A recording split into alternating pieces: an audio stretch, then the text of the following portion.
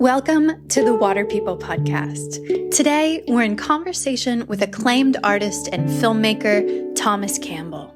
For more than 2 decades, he's shown us a quirkier and more open-minded culture of surfing via sculpture, painting, photography, and film. In watery circles, he's best known for his trio of analog surf films, including The Seedling, Sprout, and The Present, all of which instructively inspired surf culture to broaden its design horizons. This episode is presented in partnership with Who Gives a Crap. If nothing else, I feel like 2020 has taught us how much we collectively value our health, our community, and toilet paper.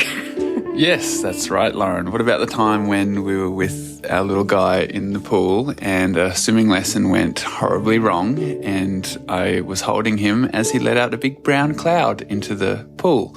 And at that point, we really realised how unprepared we were, and we had zero cleaning supplies, toilet paper, napkins, tissues, anything at all. We had nothing. Basically just super parenting rookies. And we'd also just rocked up to the swimming lesson covered in sand, zinc, and basically pretty feral compared to all the other parents. And so since that day, we have always stored a spare roll of Who Gives a Crap in our car or bags or anywhere basically, so that we're ready for anything our toddler's going to throw at us. We support Who Gives a Crap because they're committed to using their business for good. No plastic packaging, TP made from recycled textbooks, and they donate half of their profits to help improve sanitation and build toilets for the 2 billion living without one. They know that making a difference begins with small changes that can have big impact. You can make a difference with your TP budget too by going to whogivesacrap.org right now and use the coupon code WATERPEOPLE to get $10 off your first subscription. That's $10 off your first subscription purchase at whogivesacrap.org with coupon code WATERPEOPLE. Our podcast comes to you from the coastal land and waters of both the Bundjalung and Gubbi Gubbi nations. We'd like to acknowledge these traditional custodians and pay respects to elders past, present, and emerging. We'd also like to extend that respect to all First Nations people this podcast ripples out toward. I was really excited to sit down with Thomas because his films had such a huge impact on my early surfing life. Specifically The Seedling, his first film that came out in 99, I think it was. I had just started surfing and I found my way to riding a longboard really early on and then discovered The Seedling and pretty much watched it every single night. I fell asleep to it in my bed and then would dream about, heavy traditional longboards and their slow but momentous glide. And I knew that I loved that kind of surfing, but Thomas's film and the way he included women in all of his films really helped me understand, well, more than anything, it helped me have a benchmark for my surfing, something to aspire to, from men and from women. I feel like I always try to make Thomas really uncomfortable whenever we get to see him, and I recount my fandom for him and tell him how much I appreciate his creativity and his care and the thoughtfulness that he's put into all the things that he makes, but especially his films. They just have had a hugely shaping influence on my surfing life. And your music life, because as someone growing up from the South who was exposed only to traditional rock, or whatever you call it, or Southern rock, I don't know what it is, and like excessive jingles and commercial songs. He broadened your musical ear with so much jazz. And I never realized that until the other night when we watched The Seedling together. Mm-hmm. And you said, it's so much about the music as well as the visuals. It really is. And I was shocked. I was like, right on. Thank you, Thomas. Because we live together and we drive and we listen and we do all these things with music.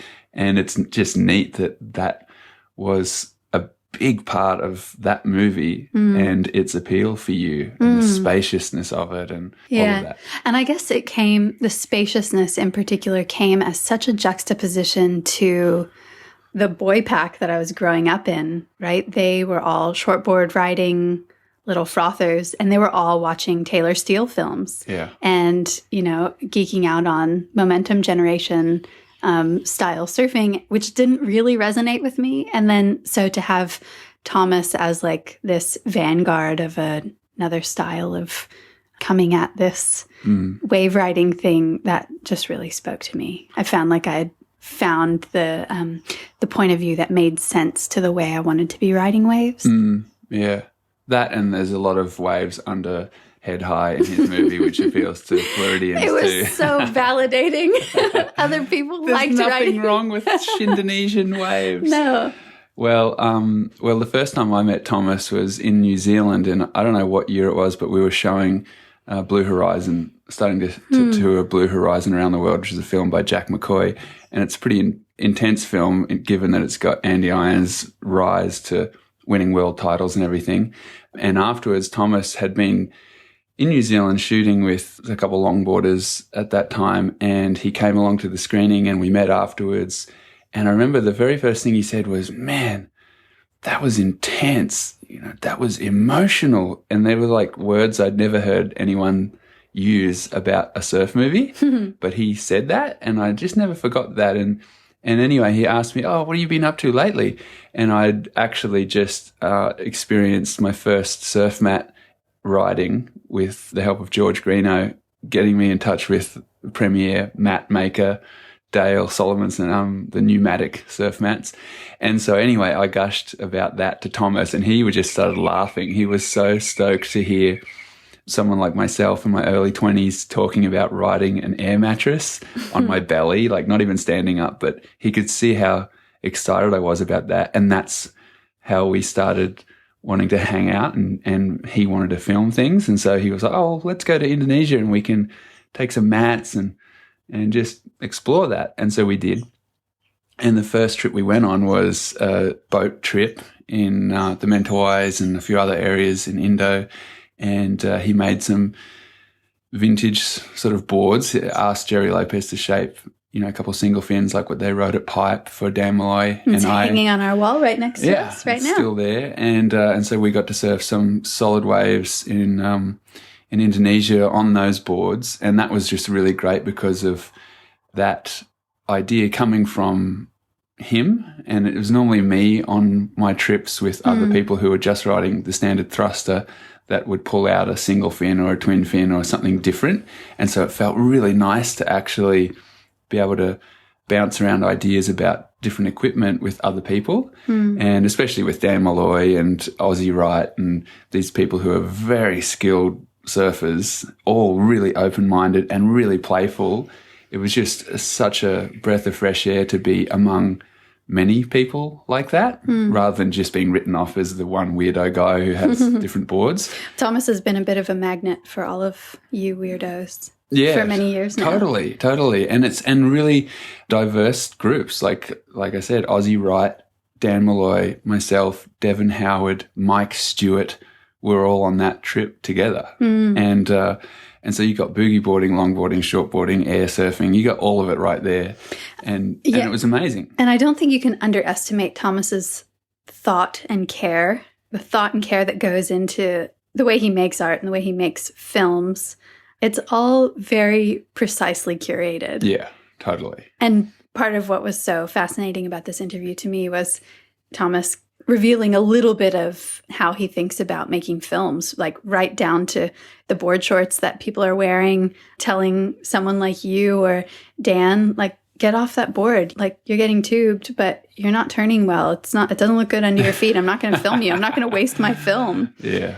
Well, thankfully for us, all the things that like Dan and say myself were interested in, we were up to, were things that he also agreed with and was celebrating as well. Like, I was on my twin fin trip already when Thomas came along, and he dove in with me and celebrated that too, and was curious about that as well, because it was an overlooked aspect of surfboard design when the thruster came along. So most of what we were doing was really playful, and like, he never really instructed me in any sort of way about boards and things, because one, I probably wouldn't listen because I'm so obsessed with my boards. He actually recounts a time when he did just that in the interview. Did he? Yeah. When? You have to listen. Oh, okay. You weren't there. You were looking after him while I was interviewing him. Maybe that just goes to show how terrible a listener I am, because he probably told me to do something and I didn't hear him or something. But so we have a couple highlight moments over the years, or many highlight moments. But that first boat trip where we got to ride Bawa, which is this beautiful, bigger wave in Indo that doesn't exist anymore because of the earthquakes shifting the reef, on the Jerry Lopez single fins. Then we also got to really dive into the resurging experience of Elias or Alaias, the whole timber board experience with Tom Wegner, and taking those boards to Hawaii and really wanting to experience them at Paumalu, which is Sunset Beach, and Waimea Bay, and, absolutely getting our asses handed to us and really enjoying it and being so humbled and experiencing such a deep respect and awe for Hawaiian surfers, past and present, with that design. So that was really great with Thomas. And then, just watching him dive into the surfing culture now year after year in such a celebratory way is really wonderful. Just embracing all these different colours and textures in surfing, and that it comes from that place for him. He's just, if he's into something and he's stoked on it, then he'll participate. And thankfully for a lot of us, his participation means movies and art and still photos and things that are shared in a really beautiful way. Yeah.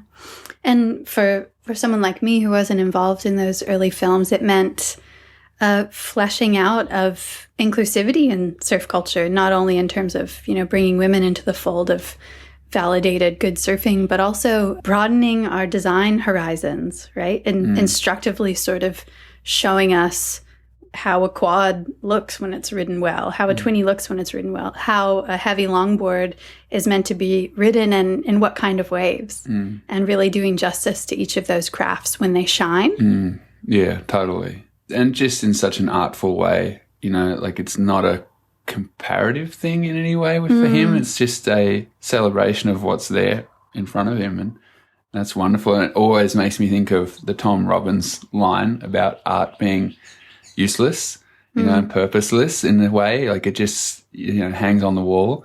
But imagining a house with no art or a world with no art is really a terrible thought. That's interesting. I love that. Yeah, it makes me think about this time we're in right now, this sort of cultural pause amidst the COVID social distancing. And it makes me think about the value of art and how much we've really been turning to artists like Andrew Bird and Kevin Morby in particular. Musicians, yeah. We've been playing their music every night because their music makes us feel good, first of all, but it also presses me to think and feel more deeply. It shakes me out of my little headspace, my own little personal bubble, and stretches me outside of it. And I love that in a piece of art. Yeah. Also, I think of that amazing American writer, Kurt Vonnegut, who said the same thing. He was saying how in times of change or upheaval in his life, it's music that makes the difference.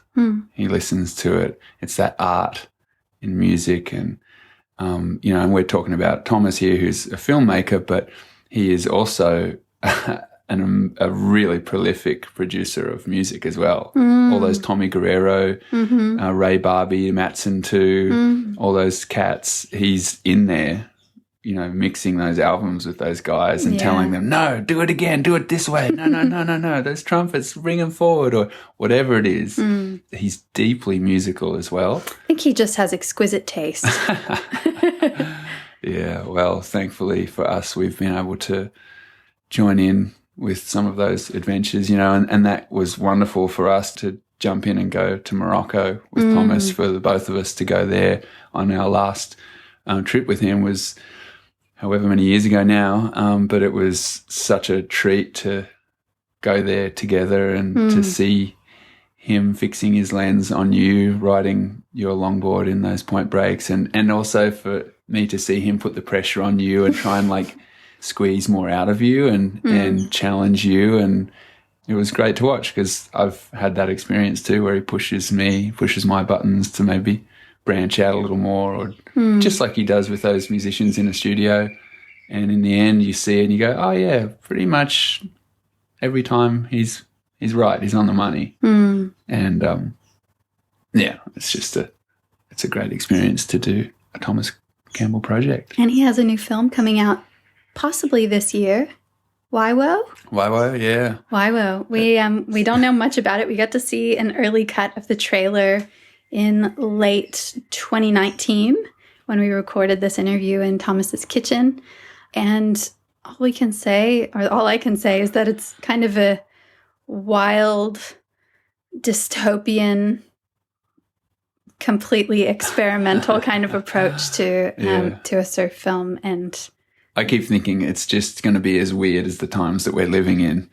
yeah. And that to me was what came from the discussions with Thomas about the project, was he's just tripping on the state of America, on the state of the culture, on the state of the world, and wants to reflect that back to ourselves. And I think that's just fantastic because we are a weird bunch, and I think it's really wonderful and funny and entertaining and perhaps a little disturbing to see that, you know, especially with a bit of surfing thrown in.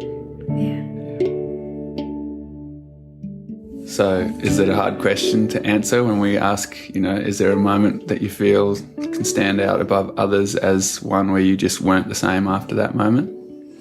I think like maybe relating to the ocean or specifically surfing. I grew up in Dana Point. I was born in 1969, so I probably started like riding a boogie board when I was like 5, something like that. And then I started trying to start surfing when I was around 10. And I started working at a fishing place when I was 9, like cleaning the boats when the boats came in. And I lived at the top of the hill, so I'd ride my skateboard down to the wharf and meet the boat when it came in at the end of the day, and then clean the boat and fish and play video games and eat candy with my friends because we all made like $7 a day for cleaning the boat. It was a pretty fun time. But on the way there, and in the summertime, there was Doheny, and back in the late 70s and early 80s, very few, almost no one rode longboards. So when I started surfing, I didn't have my own surfboard. So I would skate down to the beach on my way to work or go over there, and then there was this little right and left peak at Doheny, and then I would like look. There was usually these 2 older dudes that hung out at that beach, and they both had logs. One had like a Dextra pop out, and the other one had a Chuck Dent, and they might have both been pop outs, like not custom boards or even factory level board, but a full, like in a mold, popped out in the shape from early 60s. But anyway, just like kind of connecting with those 2 boards. I remember them specifically in their traits, because I remember being like, oh, this is, and I could do it, you know, like it was like the first time that I could do it. But like, also no one was taking that path. There was like some kids there trying to shortboard, trying to figure out how to shortboard. But like for me, I just was like, I could do that. And then I just connected with it. So, and then, you know, when I was like 16, I started shortboarding or something, but just those boards, I remember it. And then like shortly after that, maybe when I was 11 or something, I got like an 8.5 Hansen V-bottom at a garage sale. And I hated it because it was really tippy because of all the V. It was just like really like wobbly. But I kept on going like, I want a Chuck Dent or a Dextra. Like, and looking back, like people would be like, those are horrible surfboards, but like they were stable. Like, and I could just like go. And anyway, that was definitely a turning point, or a specific point of like me connecting with it. That also was unusual, you know. And then as I grew up, I have this really cool group of friends. we were all really active, and some of them worked with me at the fishing place, and we would ride shortboards and longboards and go skating and then go to Laguna and go skimboarding. And we were just really like, oh, the wind's onshore now for the shortboarding spot. The longboarding spot's offshore. Let's go. Like we didn't really differentiate. And that was completely random. Like no other people did what we did. We were like people would be like, you long, right? Like they didn't even know what it was because it was so not done, You'd go to San Onofre, there'd be like 20 people, and people shortboarding because it was just a weird time, but great. The most wonderful, actually. So you said that you had a little crew that you were doing that with? Yeah. And they're all still close friends today. One of them married my sister. Is that okay with you? It's okay now.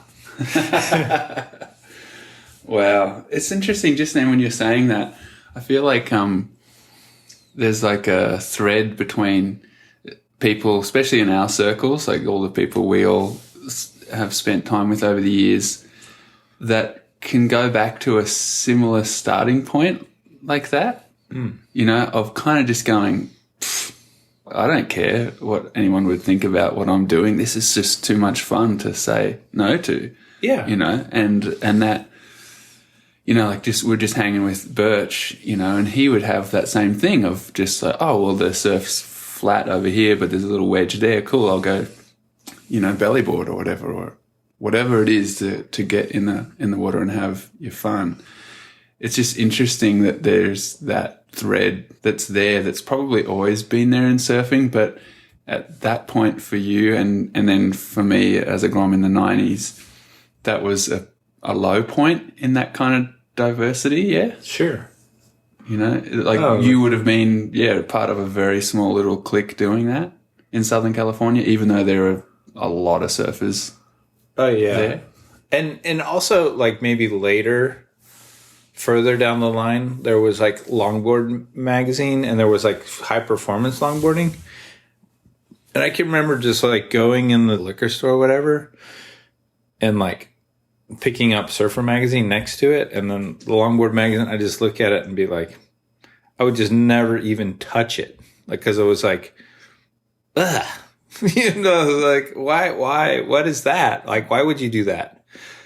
If the waves are good, why wouldn't you ride, or the waves are bigger, why wouldn't you ride something else besides, why would you want to shortboard a longboard? But anyway, I just remember that being like, just looking at it and being like, no. But, something that's interesting, this is interesting, is like when we made Sprout and I was doing the press for Sprout, it was a common theme that people would say, what you're doing is not real. What you're trying to portray is not real. Because people hadn't really presented surfing in such a wide gamut, And I would say maybe you're right that not that many people have this view. But I grew up with a group of people that had this view, my friends. And, when I made the Seedling with Tudor's open. Tudor has that view. And that's why I was attracted to him, and that's why we connected. And then doing that one, it was like, oh, cool. Like you and Dan and Joel and Alex and just like all the people, just like-minded people that wanted to have fun and were excited if it was waist high or triple overhead. Those are the best trips to be on, is like with the people that are just like, cool. What are we doing today? Let's have fun, Mm. Wow, it's so trippy to think that you'd have that conversation with people consistently, like about it being real or not. Oh yeah, no, people would like be like thinking they were like calling me out, like like full journalists, like dude, I actually, when we were in J-Bay with Dan, it was so funny. I was on the beach, and I'll just leave this American photographer nameless, but I'm sitting there and filming Dan riding a fish, in, 2003. And there was this American photographer there, and he's like, and he didn't really realize I was there with Dan. And he was like, God, wish Dan would get off that stupid surfboard, and it's like, dude, the top 44 was just there. They just left, and some of them were still there, and so the only person that's doing something slightly different, he wants to get in line and do the same thing. And the funny thing is that guy sold the shit out of, as soon as he got back, everyone wanted those pictures. They were big in magazines. How does that play into your life? That kind of experience as a Grom of having a reward, which is your stoke and your happiness through just pursuing what it is that feels natural to you and real to you, which was that kind of diversity. How does that play into other parts of your life? Do you apply the same thing to, your painting or sculpting or raising a family or interaction with those people? Is that an underlying sort of philosophy, or not even a philosophy, just something that just keeps popping up for you? Well, in the reality of it, sometimes people will say to me, they're like, oh, you're a surf artist. And I'm like, no, actually, I'm not really a surf artist. You can maybe whittle me into that hole, but actually, I grew up skateboarding. I grew up writing for skateboarding magazines, take pictures for skateboarding magazines, and the ethos of which my creativity came from, the kind of guiding lights of my life when I was younger were skateboarders that Neil Blender and Todd Swank that drew pictures, played music, made little fanzines, took great photos. So they were just doing these things, and me and my friends looked at them, those same friends that I'm talking about that I was surfing with and skating with, especially one of them, his name's Chris Reed. He's one of my best friends. We were just look at them and be like, oh man, those guys are cool. They're having fun. We didn't think we weren't, there was no lines of translating that into money. So we were just oh, let's draw and have fun. Or let's make a zine and have fun. And real reality is growing up and then working in skateboarding magazines and taking skateboarding photos. I learned about working on a magazine and balancing a magazine through articles, which then translated to making movies and balancing a movie with different sections that are kind of in a format similar to a magazine. And the DIY, do it yourself, get it together, however, to have fun ethos that I took from skateboarding, I adapted into surfing. So I'm really to this day, I have a similar trajectory that I had when I was a teenager. A lot of the things that I do are not for money. And then there's definitely, I have to do things. I have a family to raise. And so I just try to see the things that are interesting, and some of them bring in some revenue, some don't, and try to find a balance. Maybe my wife doesn't think I have that, but I'm trying. And luckily she's a filmmaker and she understands some parts of that part. Mm-hmm. But do you think about, when you're making something, do you think about where it sits in the world once it leaves here, and where it belongs or what it can achieve or its purpose? Or do you create in a different way? Are you thinking in those sort of terms? Because, recently we've been talking about, the latest project and how it does have a bit of a reflection of the times that you're living in here in America and the tension that's here and the things that you're feeling. And so it makes me wonder what your point of view with the art that you create is, the purpose of it or the meaning of it, if it's something that's there when you're creating, First off, just to be clear about being unclear, I feel like words are often not a very good cloak for meaning and feeling or your real thoughts. So I'll try to talk about what you're asking, but I feel like it's hard to quantify or express. So, and the reason I say that is because there's so many different kind of like components to creation, and you might have an intention and you're going towards like expressing something, but the thing that you're trying to make peels off and heads in a different direction, and then you try to go with it, and then it ends up in a different place that you didn't start out thinking it was going to be at. And then there's just also the dance of like creating, and as you're creating, different possibilities come up, and then like trying to be available to like see where the things are and move with them.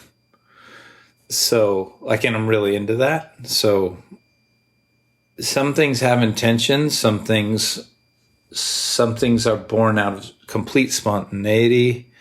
I would say in the context of like filmmaking in my surf films, I would say that I kind of look at the first three films, the Seedling, Sprout, and the Present, kind of as educational films. Like I thought of them that way, and I presented them in a way.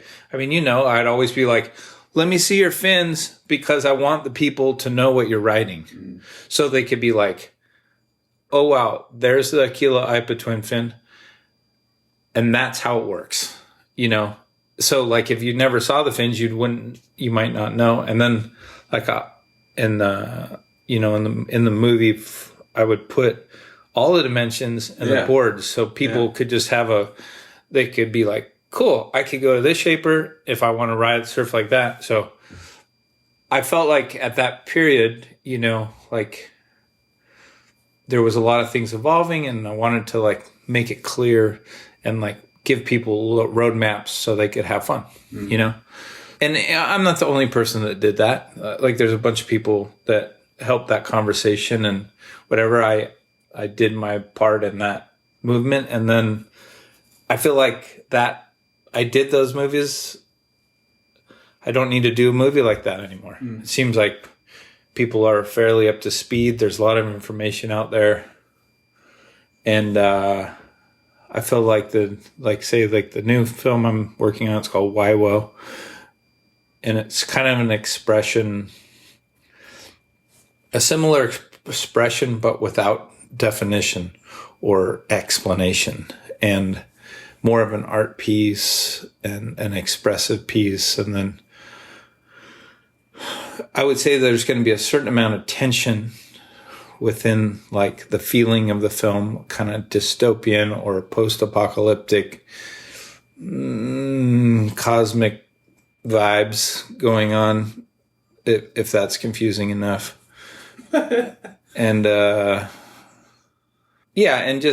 and also kind of like, we're living in a weird moment in this in the US, and with a total fucking crook at the wheel as a president, and like the whole Republican Party just stuffing their pockets with money. It's just a crazy, weird money grab. And I'm just really quite, as being like a father of a 3-year-old daughter, I'm afraid for the future of this planet. I'm afraid for the future of this country, And also, like, example-wise, it's like, how could you have a worse example? Trump has like 20-something allegations, sexual assault allegations against him. What a worse example for young boys growing up and having a president that has that, It's like such a step backwards, and just like, and then having a young daughter coming up into this world of like, I don't think people are quantifying the deep effects of like what this current regime is bringing to the table. So You know, it's just a big money grab, really. It's just like stirring up a storm of all kinds of shit and then grabbing whatever you can grab. It's like looting going on. And the end result, though, I mean, the rolling back all the environmental regulations and just like pretty much just making everything in chaos so they can just grab whatever they can grab. But the crazy thing is that it's like this planet is headed towards like not functioning.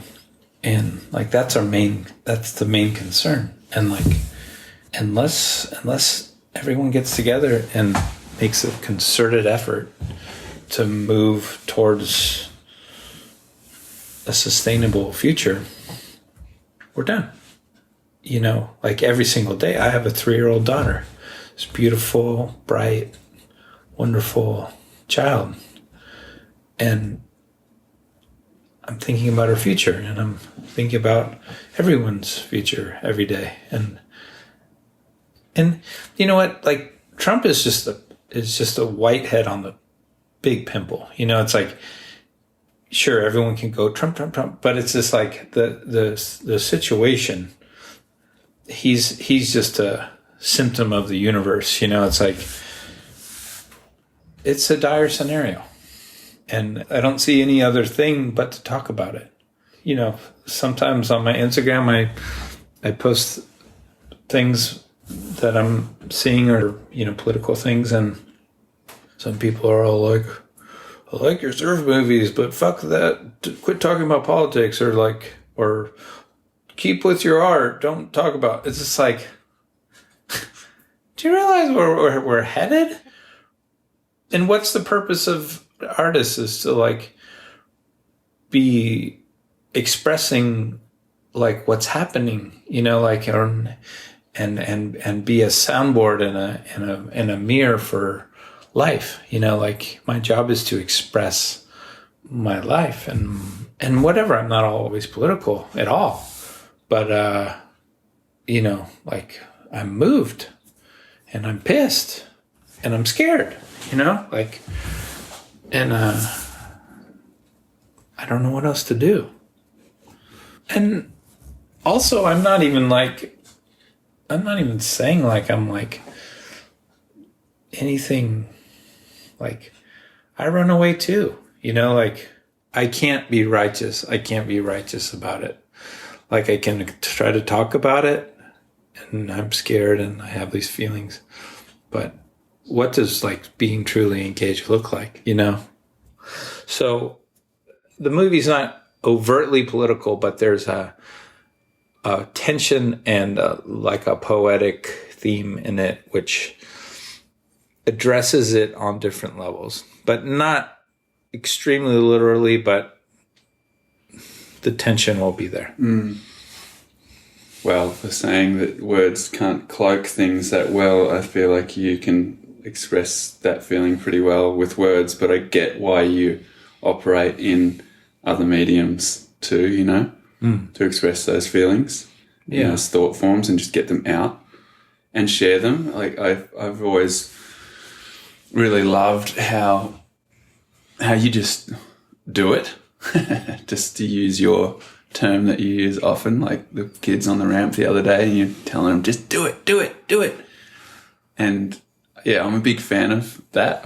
I really appreciate that you've done that for years now in the surfing organism to be able to,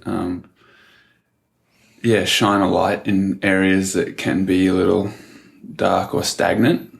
I feel like has really been achieved by your projects. And, you know, like Lauren and I talk about all this stuff often. And I heard you speaking with her yesterday and saying that you don't get enough opportunities to talk with people in the surfing circles in these sort of ways, perhaps, or... Well, especially women that have the kind of viewpoint that she has, actually. I think guys are much more open, especially to talking about like details of like board design and different things. But, you know, Lauren's a deeper thinker and she's bringing up questions which are interestingly linked to different things, which I'm not having those conversations, especially with women, about surfing. I don't want to call it a sport because I don't like that term. Do you feel like it is a different organism now? Like it's grown in ways that just weren't really growing when you started with seedling? You feel that?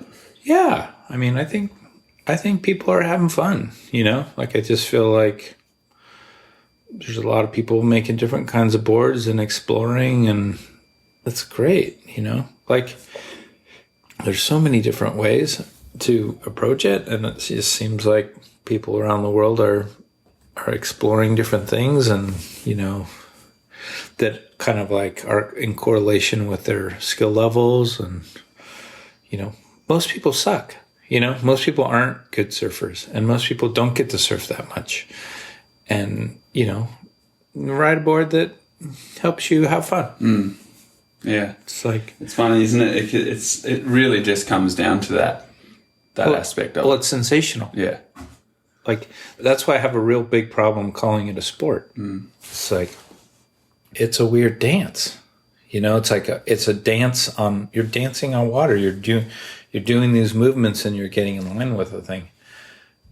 Sure, you can like make up the rules and criteria and you can judge it, but like no one competes. Like, it's not even just 1% of all surfers compete. It's probably like in like the 5% of 1%. Like, no one competes. So the idea that competition is like what surfing's about is a total falsity, you know? Like, people are just flopping around and trying to catch something, you know, like, and like trying to have a little bit of fun. And that's pretty much it. Like, if you quantify it, competitive surfing doesn't even exist, like in what's really happening. So, yeah. I love that. It's so obvious at home too for us over the years, watching that shift happen in a very rigid place. Like, surfing in Australia has been, you know, through those 80s, 90s, 2000s period, just very narrow-minded. And now seeing what people in general are riding, and the kind of happiness levels, the joy levels, and the breaking down of those really rigid, tough guy kind of stereotypes is starting to happen. Yeah. In Australia. I don't know about the rest of the world, but there you can really see it. You know, there's plenty of places still where I'll even cop shit for riding a strange board still. Sure. But in general, it's just like, wow, what's that? That looks like fun. Oh, how does that work? Oh, wow, I didn't know you could do that with a thing like that. Or, you know, it's that kind of tone. Sure. It's not that, man, what the fuck are you doing that for? It's like this higher pitched sort of tone. Just the sound in people's voices is different. There's a curiosity that's fresh. And that's neat. It's like, it's not like anything deep or metaphysical or anything. It's just a sort of a stoke level that seems like a nice progression right now. And that's, yeah, I think that, you know, that we've all been in the middle of that kind of thing taking shape, and it's cool to observe it. Yeah. Yeah. I mean, I think where I live is still a little bit compared to like Southern California. I think Southern California is like blown wide open as far as like acceptability. It's like Northern California is a little less. I mean, that said, we were at the beach yesterday, and there was obviously a very talented surfer, son of a, you know, famous Northern California surfer, standing up on a boogie board, riding a little wedge for a couple hours. He was fizzing. I couldn't believe he was still out there for that long. Yeah, I think and a mate of his came with a Simmonsy type replica thing too. True. I'm saying it is growing, but it's just interesting how the different areas tend to ruminate out. Yeah. Yeah, it was funny. Ryan Birch made me like a really cool mid-length about 5 years ago. And it's like at 8.5, and I've been writing it a lot, and I get really into it. And then there's this really great, I work with that Vissla company, and they also work with a guy named Cliff Capono, a scientist guy from Hawaii. And he's a great surfer and a friend of mine, and he was talking to me about this wave in Hawaii.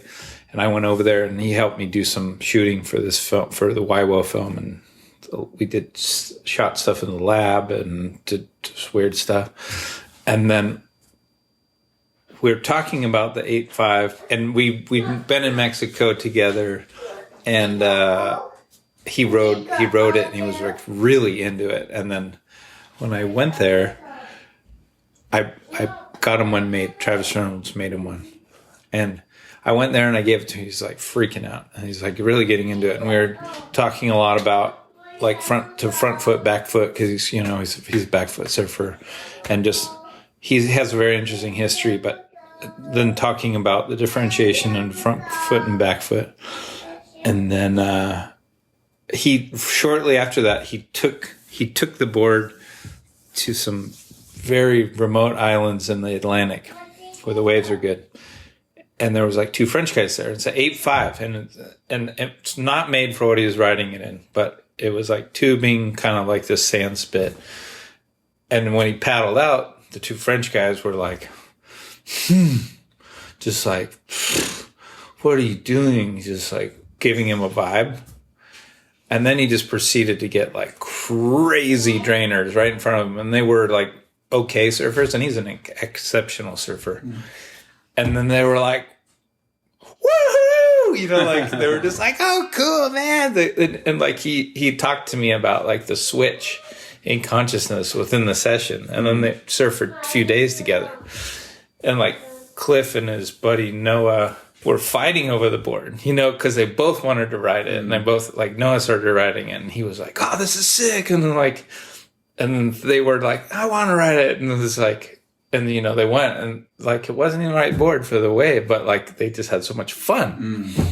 So I just thought that story kind of expresses the full thing. It's just like, they're just trying to have fun, and they found something that they can have fun with. And so, yeah, it's just an interesting adventure. And do you think it clicks back to the crew previous to the like hyper competitive period in surfing? Like, do you think the older people that we've gotten to meet and spend time with can resonate with this point of view more than like, the heroes of the 80s and 90s can? Like, when you talk with the John Pecks and the people of that vintage, yeah, they seem pretty psyched on the fact that people in our circles are open to what they were making, and they might be like, those things sucked, like with Jerry. I remember when we had those boards for Sprout. Yeah. He was like, what do you want to ride these things for? Yeah. He was kind of tripping. Sure. But I think at the same time, there's like some proper stoke that we were all taking an interest in those things too. Yeah. Yeah. I mean, I think for me, I've always like connected with like the ideas in the 60s and 70s, kind of like that psychedelic. I mean, dude, surfing's psychedelic. Surfing's totally bizarre. It's such a trippy activity. It's like the quantifying down into like competition seems totally weird. I want to quantify out into like cells and exploration. It's like, so I'm like totally connected to like that more free form exploration idea of it. And I think, it's just a logical progression, like those people were just progressing their boards, and they were, they weren't really looking back. They were going forward. So, like through the 60s into the 70s, and it's a logical progression. They're just expanding forward, and then at a certain point you can slow down and reflect. And I think we're in a space of reflection, and they didn't really reflect, they didn't really reflect too much.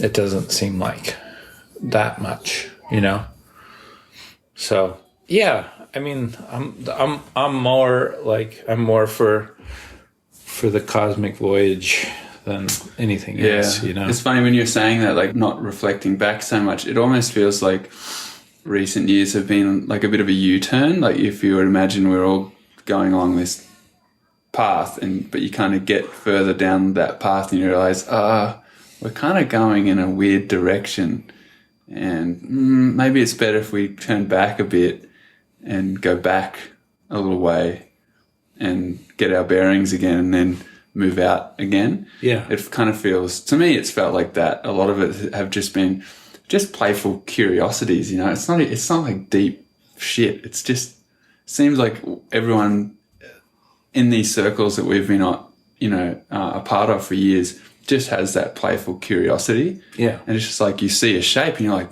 whoa, that's interesting. Sure. I wonder how that feels.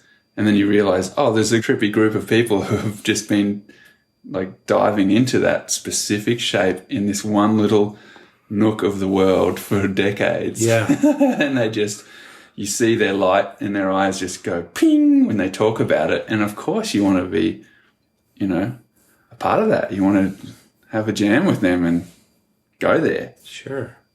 It's really interesting. I like that part of our culture, and that it's pervasive. Like it's all over the world. Doesn't matter. Like the language thing is not an issue. Religious things aren't an issue. Gender, it doesn't matter. There's just that really relatable sort of light that comes on in people's eyes. That crazy eyed kind of thing. It's like, but it comes back to sensation. It's like everyone's chasing these little different sensations. And they're making their crafts in a certain way, and then they're all joining energetically in the movement of sensation. They're like, "Oh, did you have that feeling?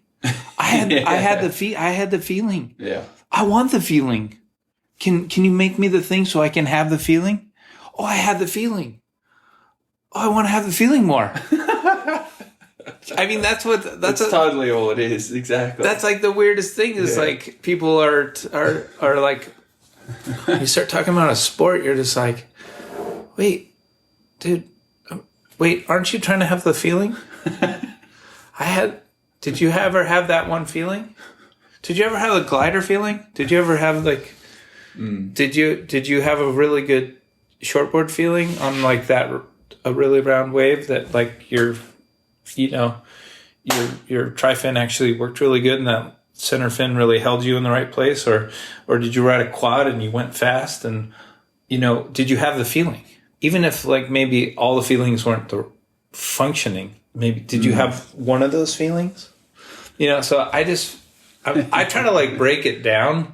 Like I'm really interested in that. It's like, what are we doing? And in the end, it's like, whoa, I want to get it. And like, like super, super cosmic and weird. It's so weird, That's perfect. That's such a great way to describe it. It is funny. It's like what you were saying before about words struggling to cloak feelings. Like even this right now, trying to get words around this well, that's thing kind of why so I'm big. Not trying to, because I know I can't. Yeah. So I'm just basically just saying that simple thing that can give like a jumping board to possibilities of what you could think about it, because it's like, it's ridiculous. Yeah. Well, speaking of the words, I'm going to get Lauren to come in here so you all can have a chat about the realm of women surfing and all that. Cool. Because I think she was really excited about that too. I know for her, like it's really a great opportunity to sit with you because you've been privy to so many surfers and surfing styles, and the perspective that comes from that kind of exposure is really cool. I think she really appreciates that, which is neat. Sorry to interrupt the conversation, but we wanted to take a moment to recognize the generous folks who have supported us this season. The Water People podcast is brought to you by the fine folks at Sanook. In 1997, founder Jeff Kelly started out with one simple goal: to make people smile, and to encourage them to pass it on. Sanook has been advocating for a more playful and inclusive surfing culture for more than 2 decades, while crafting some of the comfiest footwear around. Thanks, Sanook, for your support and for encouraging water people around the globe to protect their happy places. Learn more about Sanook's partnership with the Surfrider Foundation at sanook.com. Thanks also to Gary McNeil Concepts, who build cosmic surfboards for cosmic people. We love Gary McNeil's enthusiasm for building boards, and especially his passion for combining recycled and plant-based materials to craft boards that simultaneously prioritize durability, sustainability, and high performance. For custom orders and to check out the gallery of boards currently available, head to his website, garymcneilconcepts.com.au. So, Thomas, your earlier films, Seedling especially, helped shape my understanding of what women's surfing could be. Growing up as an aspiring longboarder on the East Coast, not really getting to see many women riding heavier single fin longboards, and so the Seedling for me was just like an absolute revelation to get to see women, especially interwoven with men surfing on a film of the caliber that you've made. How did you come to include women in those films? Because it wasn't happening at the time at all, really. I would say the first thing is that I have 5 sisters and I'm only male in the family. So I think like generally making a movie and not having women in it seemed like weird, you know? So like being with women was more normal than being with men because I was with 6 women and my father. And so, yeah, like I knew Brittany before. I didn't even know she was a surfer. We were just friends through a mutual different friend. And then, I don't know, I met Cassia and Maureen just happened to be there one day. And, yeah, you know, I'm just also just like pretty particular. It's like if I like what people look like, how they ride surfboards, then I'll want to film them. And if I don't care if they're famous or if they're not famous or anything, like if they don't have a good body positioning and have a good flow, then I'm not interested. And I like how those 3 women surfed and they were in the mix with the other people, you know, like I was surfing in Malibu and met Cassia and yeah, it just kind of happened and was kind of just natural. Like it wasn't like, oh, I'm going to do that. It was just like, of course I'm going to do that. Yeah. You know, like, and also then like, also I'm not going to force it the other way. If it doesn't feel like the right thing, like I'm not going to like try to force things in that I don't feel are right. Yeah. So. You have a very particular aesthetic and you make beautiful films around that aesthetic. But I think the way you think about surfing and the mechanics of surfing is really interesting and much more in-depth than most people realize when they're just absorbing the film. Can you talk about what we were talking about yesterday, pretty much the mechanics of what makes good surfing in your mind? I think maybe, you know, I think I'm understanding like later in life, but the thing is like, I started riding longboards and I talked with Dave about that. I started riding longboards when I was around 9 or 10. In traditional logs, I would skate down to the beach and borrow a log from one of these 2 guys that was at the local beach, Doheny. So when you're riding a traditional single fin longboard, or if you're riding a single fin, your positioning and your weight is front footed. So that, in order to make those boards work, you have to put your weight to the front, and then to turn, you go to the back. And when you put your weight in the front, then you engage the full rail line, and then it projects. So that's where I started. And then when I was probably in my mid-teens, I started riding shortboards. And so to me, like I started from a single fin. So in a way, like I'm a transitional surfer. So I went from like front-footed longboarding, and then I rode like tri-fin shortboards, and then single fin shortboards. So there's that distribution. So the thing is that the best surfers that surf different kinds of surfboards understand how to engage the rail fully and how to get the most out of their surfboard. And I would say the prime example of that would be Tom Curren. And Tom Curren, to me, is also the end of reality. And Tom Curren would, if you think about how his surfing is, he started on a single fin.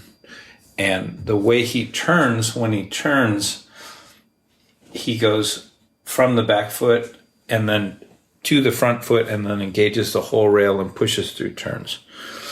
And it's beautiful. And it's totally functional. It's making the whole board design work.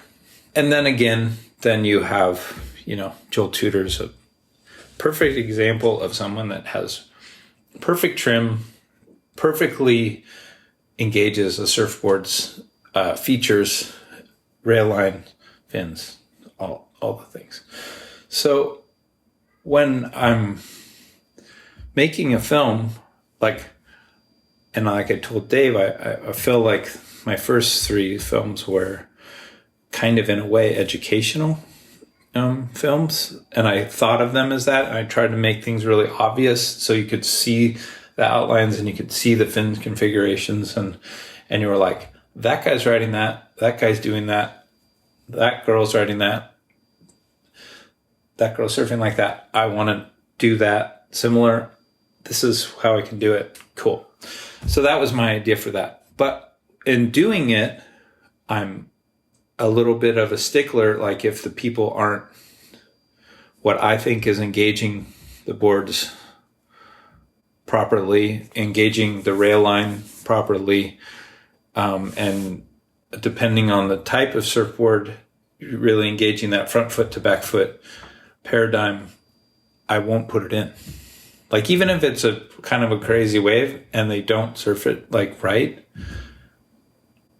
I try not to do that. Like I kind of also want to help all the people in my movies be raised to the prominent level they deserve to be at, because they are the best at what they do. So I want people to look at them and be like, that is as good as it gets. That was amazing. And that could be different. It doesn't have to be perfect. It could be a different, like that thing of Alex in the trailer I showed you, like he hits a chop and he kind of warbles it, but actually the way he recovers it is incredible, you know? So it's like, it doesn't have to be perfect. It just, it's like the proper engagement of the design. Yeah. And I think the way you focus on technical proficiency is very different than the way I feel like a lot of filmmakers roll with their making films, which is around style. Guys who are writing 20s and single fins now, filmmakers are less focused on technical proficiency when they're stringing waves together, and they're focusing more on style. I feel like there's an assumption that you focused mostly on style and aesthetics, but I love that there's that deep thought about technical proficiency, and that speaks to people even if it's not consciously. Yeah. And I will talk to people about it. And while we're filming, I'll be like, hey, come in. Like, because when I'm filming, I'm like, oh, I'm not going to use that because... Yeah. That's really fascinating. And this is something you're kind of notorious for, is giving surfers feedback as they're surfing in the middle of a session and just being like, that was shitty. Like, you weren't engaging your board correctly. Why don't you try this? Like, giving surfers feedback. I think a lot of people would be shocked to know that you're... Well, also the thing is that I'm shooting film. Yeah. And it's like crazy expensive. And like, I pretty much like put myself in financial harm's way for years, making movies on film, because I feel like they have a dimension and a depth that I want to purvey. So it's, it could be from 150 to currently like $200 every 3 minutes. So also I'm sitting there and I'm, it's not video. It's not just running. It's just like I'm also like, I'll just be filming. And if they make one mistake, I stop filming unless I see another section that's going to be, so I have to really think about, I'm editing as I'm filming. So, I think, well, you would know because Dave is one of the best surfers ever. And, when we started filming together, I just remember like this one session and like he was just getting these incredible tubes and he would come out and the board just couldn't turn. And I was just like, dude, that board doesn't turn, like, do you have another board that you can get tubed, and then when you come out, you could do a nice turn because you're trying to do a turn, but you're tube riding perfectly. And I could see like the look on his face was just like, are you kidding me? Like, I'm sure not one person ever in his life had told him something like that. He was just like, what? And he kind of got mad, but it's fine. I mean, I just knew that I'm looking at it and I can tell you when I'm filming, I'm like, okay, I'm going to use that. So, and if I'm like repeatedly, oh, I'm not going to use that, I'm not going to use that, I need to talk about it. And some people like it, some people don't like it. But yeah, I'm just trying, and also Dave wants to be in the film. That's why he's there. And I want him to be in the film. That's why I want to have the conversation. So yeah, I am a little bit worried though. Like I feel like there's a new crop of surfers that kind of come from the back foot era and they don't really have a historical reference to be using front foot surfboards, which they're riding single fins and twin fins with their front foot engagement. So I feel like they're wheeling like a tri-fin and they're not engaging the rail. And then then there's a whole movement of people that are going like, oh, these guys rip. And I'm like, oh no. Like, yes, are they good surfers? It's totally good surfers. But are they engaging the board's design fully? No. And then it just kind of continues the movement of people going, that's cool. And then people are going to all be wheeling around, And I hope that's not the case. So anyway, and also I think those people would have more fun if they were like using their whole rail and driving. They'd go faster and then have more control, So like, whatever. I obviously think a lot about stuff. It's good. It's wonderful and refreshing because not a lot of people devote their lives to thinking deeply about making surfing better and more beautiful, and that can make it more fun too. Yeah, hopefully. So we were talking yesterday about Rel Sun and why her surfing speaks to people so deeply and why her style has transcended most other women, even competitively successful women.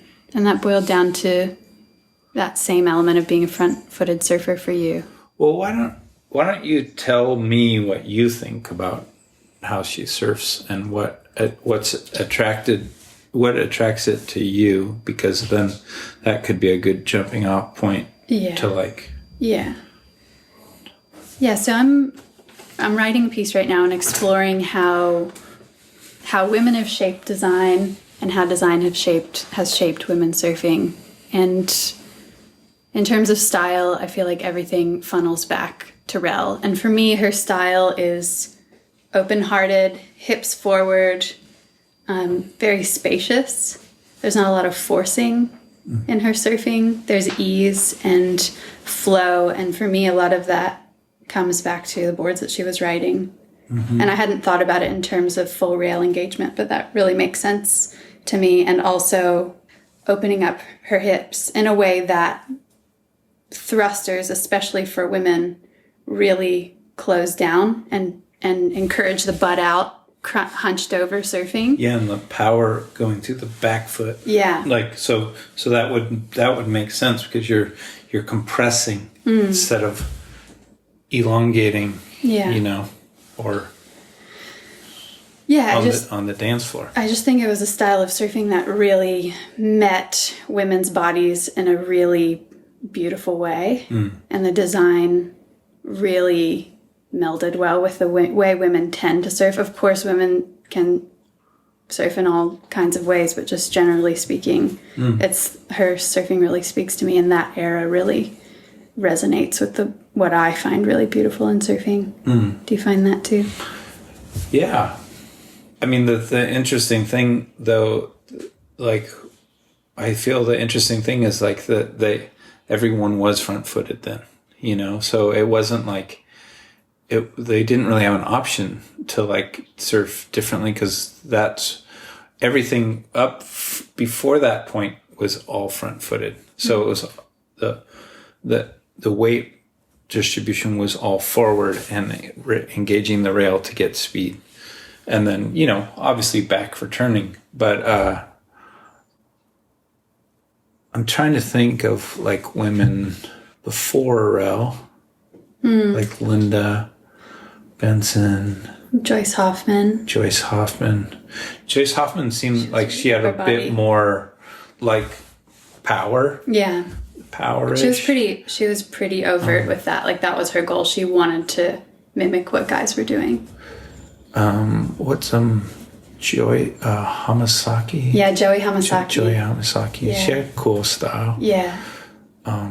Really fluid. And then, like, I don't get back to rail, but Jericho Poplar. I mean, that's in the same period as rail, but she surfed really cool. Yeah. You know, she had cool flow. But yeah, I think also being your front-footed surfer and your view of surfing, you're attracted to flow and glide and fluidity. And not that you can't appreciate the other things, but from looking at your surfing, you embody a lot of those qualities. And also length of board. You know, Rel was probably riding boards between, you know, probably the mid 8s to the mid 7s, like most, I would imagine. And then it's kind of a neglected length now, or range. Yeah, and I think that it's a really fascinating one that probably on a little shorter scale does the most for you. It's easy to get into waves. They really project well. There's enough rail line to fin ratio that I think people, they miss the point, like a lot of times with single fins or fishes or everything. Everyone's shorter. And it's like, actually those boards, the thing that's making those boards work is the length of the rail line in configuration with the fin. And then when you go shorter, you just kind of like lose it. And the glide isn't there. So yeah, I think you're just probably like connecting with her fluidity and her flow.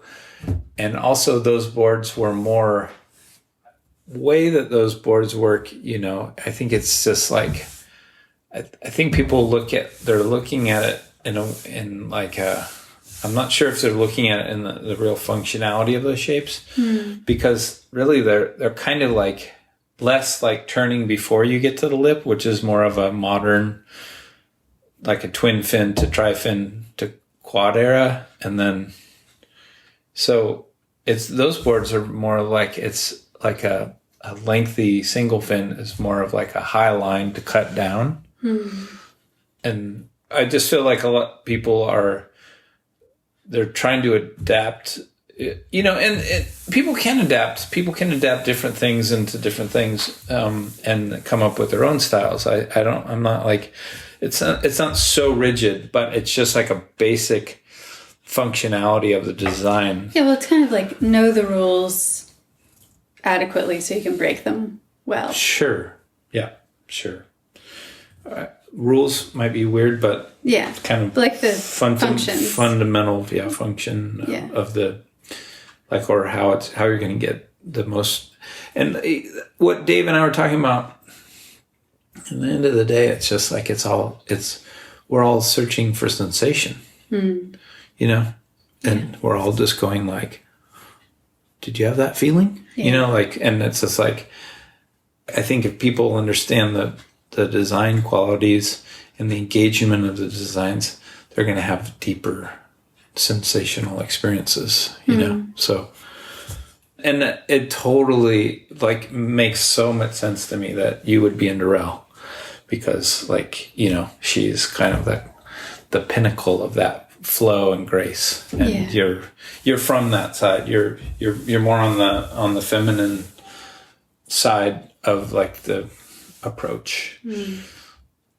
And you know, like, I don't like the other side is, it's not a bad thing. It's just like everyone just comes to this earth with their own qualities, and you know, from like, you know, like Craig Anderson has a feminine approach, you know, super feminine, I would say. Yeah, super, and it's like so beautiful. It's so beautiful. Yeah, it's crazy. And then, you know, and then Tyler Wright has a more masculine approach, you know, and it's like, and she's insane. It's incredible, you know. Would I rather watch the things, you know, we all just have our preferences, and like it. But your preferences have helped shape other people's preferences in a big way over the last decades. So that's why. Yeah, I mean, that's why we want to know about your preferences. Yeah, and I think that's you know, because people are all like, this girl rips, and I'm like, she does rip, and she surfs great, but like that would be hard for me to integrate. And I feel like that gets to the heart of what spoke to me so deeply as a, you know, teenager watching your films, was that understanding that it wasn't just a celebration of maneuvers, your films. It was about something else, about beauty. I mean, is that a word that you use? Yeah. I mean, I guess it's also a little bit hard to like try to quantify the things, you know, like I just did the things that felt right. And then like I'm happy that you had a good experience with it. And I'm thankful that other people had good experiences with it. But I think it's just a little bit hard to like, I don't know. Yeah. Well, it's not something you have to. Yeah. I mean, that talking too much about art can be. It is beauty, though. I mean, it is for the parts of it, you know, like from Joel Tudor to, you know, like to Cassia, or, you know, like to now like Lola and Karina, and, you know, like it's really like, it's pretty crazy, like how many like great women surfers there are, especially I would say in like the logging realm. It's like just explosion time, you know. You're just like, holy crap, I don't know who any of these people are, and they're surfing great. You know? A lot of them. I feel like women's longboarding is kind of leading the way in that realm. I think women's longboarding is more interesting than men's in a lot of ways right now. There's just a particular, I don't know, I think it's another time when design is meeting the natural inclinations of women surfing, and it's just singing really beautifully. Like they're kind of ready. Yeah. They're ready to kind of move with it. Yeah. Yeah. I don't know. You know, I think we all just want to have a good time. Everyone wants to have a good time, you know? Like, and a lot of people forget that they do, though. I think, especially in the lineup, especially in a crowded lineup. Yeah. But that's it. It's just like, I was just reading about Agatha Christie, best-selling novelist of all time. Yeah. Outsold only by Shakespeare and the Bible. She was a surfer. What? She was a surfer. What? She learned to surf in prone body surf in South Africa. She did this around the world trip in the 20s and 30s. Then went to Hawaii and learned to surf from the Beach Boys. And she describes surfing as the most beautiful physical pleasure of her life. Wow. And it was just about having fun. Then and now. Like, it transcends time and space and culture. Can you send me the writing? Yeah. Wow. Yeah. That's nuts. Yeah. And Marilyn Monroe, too. Did she surf? She was a surfer. I mean, she surfed with Tommy Zahn. Yeah. Tandem a lot, but he talks about what a strong and robust surfer she was. Oh, wow. Yeah. But it's just, across time and socioeconomic status and culture, it just comes back to fun. Yeah. Feeling something. Yeah. Where do you think surfing's going? I don't know where it's going. I mean, I think the Olympics are kind of like the pinnacle of not what surfing is. I don't mind. I think it's cool. If you're going to have a surf competition and you're going to have it over the whole year, so the person at the end of the year should win, Yeah. You have one contest, you're like, meh. I mean, compared to what they already have, it seems kind of irrelevant. Yeah. You're like, that's kind of token. It's just surfing trying to justify itself, trying to stand up and be like, we are legitimate as a sport. Yeah. We're not countercultural whatevers. We're legit. Yeah. Which is interesting. Where's the acid? Yeah. I mean, where's the acid in this equation? I don't know. I mean, where do we come from? You know? Where's John Peck? I don't know. I mean, not that I think that it all has to be that way either, but I'm just saying well, it's great that we have both. Yeah. It's so important. I just like that other juicy, weird side. That's where I resonate. Yeah, so. the unpredictable. Yeah.